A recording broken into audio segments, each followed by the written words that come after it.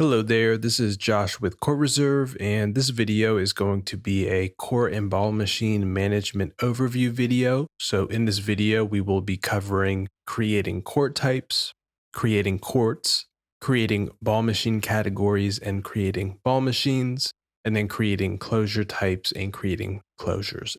This will go along with a collection of articles that we have in our knowledge base. So always feel free to click the book icon in the top right corner to take a look at those articles, and always feel free to reach out to our customer success team if you have any additional questions by clicking this green button in the top right corner. So to get started, we can create court types by going to settings on the sidebar, going to the court and ball machine settings row, and clicking the court types page. Here we are going to have some court types that are already pre-created in all organizations, but if you do need to create a new one, we will have the create court type button on this page, and we can include that name and then click save changes, and then from there we will be ready to go. Once we have the court types created in the system, when we are creating courts, we will be able to choose which court type that court is.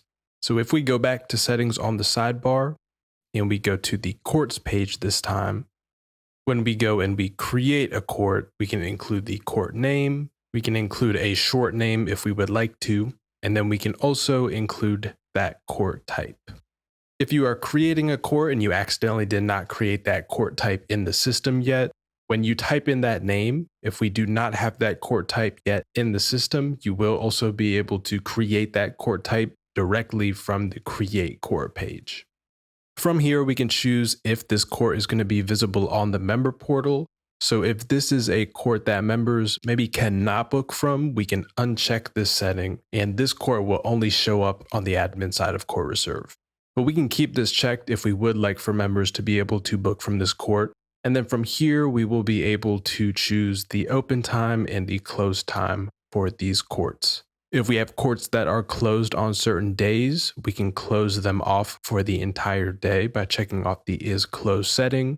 And then below here, we are going to have the combo courts option.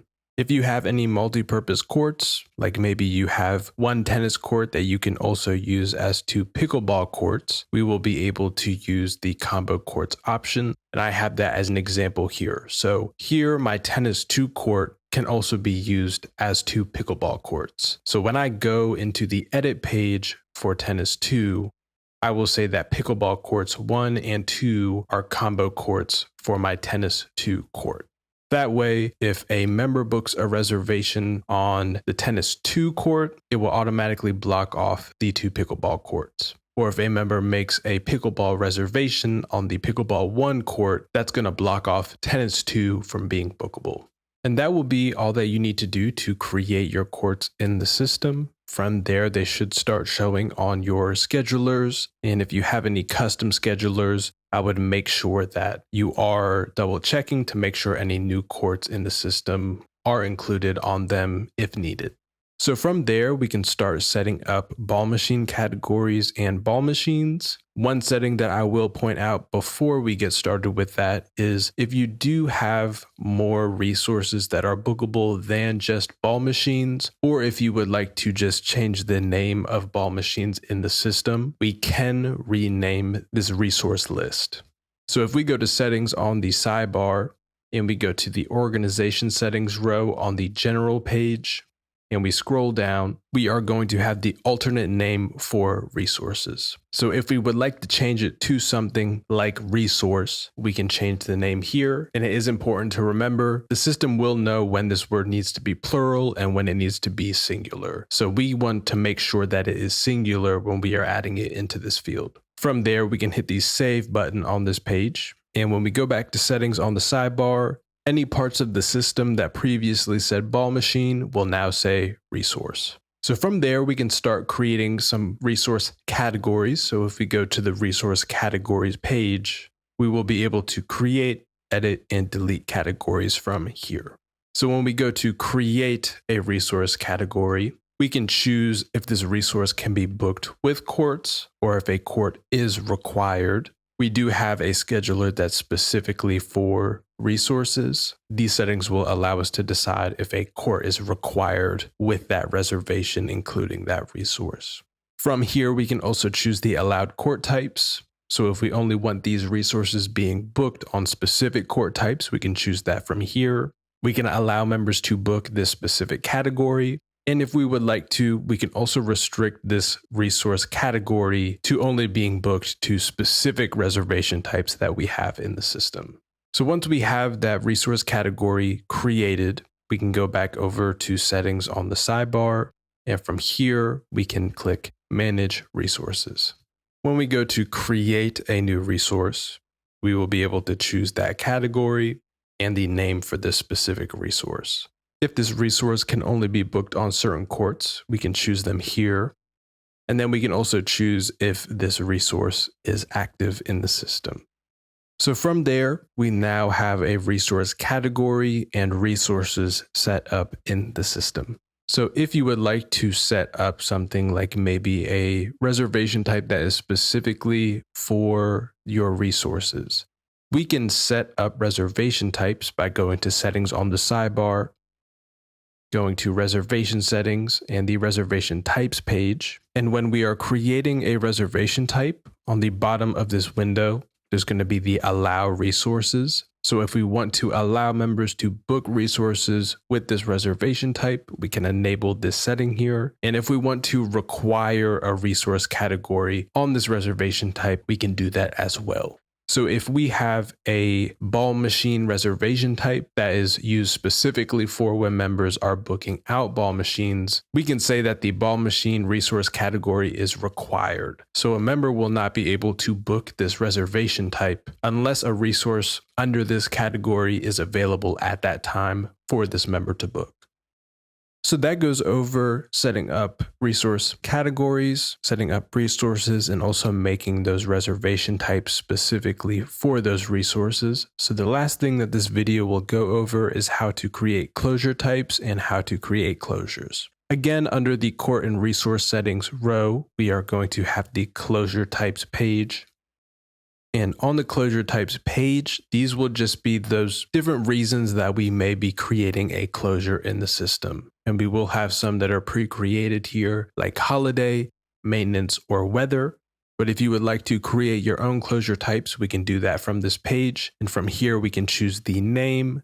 We can choose the background and the text color that this closure will show in on the scheduler. And then we can also add a description if we would like to. Once we have the closure type created in the system, we can go back to settings on the sidebar. And then from here, we can go to the closures page. From the closures page, there is the option to show past dates. So if you would like to see old closures that you have created in the system, we can enable this setting and then choose the date range that we would like to take a look at. And we can also create closures from here. So when creating a closure, the first thing we'll be selecting is the closure type. We can choose if these closures should be hidden from admin schedulers and if they should only be visible on the member side. If we keep this unchecked, then admins will see these closures on their schedulers as well when on the admin panel. And then from here, we can also choose the start date, the start time, the end date, and the end time. And we also have a recurrence rule here. So if you would like to instead set up a closure where maybe the courts are closed from 4 p.m. to 6 p.m. every Wednesday, we would instead want to use the recurrence setting. So if we have the start date and the end date on the same date, we can then use the recurrence rule, and we can set up recurrences on daily, weekly, monthly, or custom recurrences. So say we need to close the courts every Wednesday from 4 p.m. to 6 p.m. and this is every week. So we would want this then to recur every 1 week. If it was a bi-weekly closure, we could have it recur every 2 weeks. And then from there, we can choose which days of the week this closure should recur on. So if I just want this repeating every week on a Wednesday, we can just check Wednesday here. And then we can either end the series after X amount of dates have passed, or we can choose a calendar date. So if we maybe have maintenance every Wednesday from 4 to 6 for the next 10 weeks, we can have the series end after 10 dates. Or if it's going on until the end of the year, we can use the calendar tool to just have this recurrence continuously happen until this date that we select.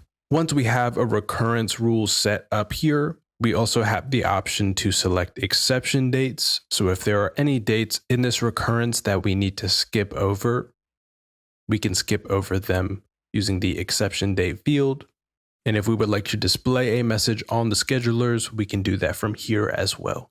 From there, we would be selecting the courts that are going to be impacted from this closure, and we can include reservations and events that are not assigned to courts if we would like to as well. Once we have selected the courts, we would be able to see the amount of reservations and the amount of registrants from events that will be impacted by this closure. So we will then be able to choose the cancellation policy we would like to put in place. Once we create this closure, we can choose to have no cancellations. We can cancel all reservations and all events on schedulers, or we can cancel just reservations or just events. We would also be able to take a look at the affected reservations table and individually go in and edit these lessons or reservations or individually cancel them.